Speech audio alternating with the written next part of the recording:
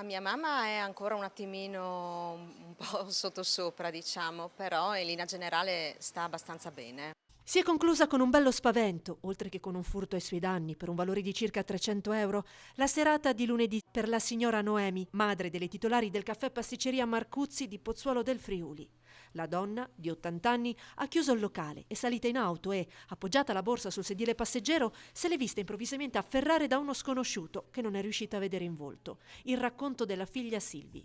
Alle 11:30 ha chiuso il locale e appena uscita aveva parcheggiato proprio qua vicino e salita in macchina ha appoggiato la borsa sul sedile del passeggero e all'improvviso qualcuno ha aperto la porta dalla parte del passeggero, sì, l'ha preso la borsa ed è scappato, però c'era un complice che lo aspettava con la macchina e dopo sono fuggiti, insomma. Io vivo sopra, però in realtà non ho assistito, mia mamma mi ha chiamato subito dopo e sono scesa e abbiamo chiamato, insomma, le forze dell'ordine e i carabinieri. È la prima volta che accade È una la cosa prima simile volta a che voi? accade qui a Pozzuolo, però in realtà lei aveva già subito dei furti a Cargnacco, nell'abitazione. Questo di recente, i furti a Cargnacco? È un 6 mesi fa, l'ultimo. C'era Tenevamo a l'incasso farlo anche della sapere. giornata ieri. Ma lei non aveva l'incasso della giornata, aveva insomma valori suoi, ecco, più che altro, e quindi insomma da quel punto di vista è andata bene così.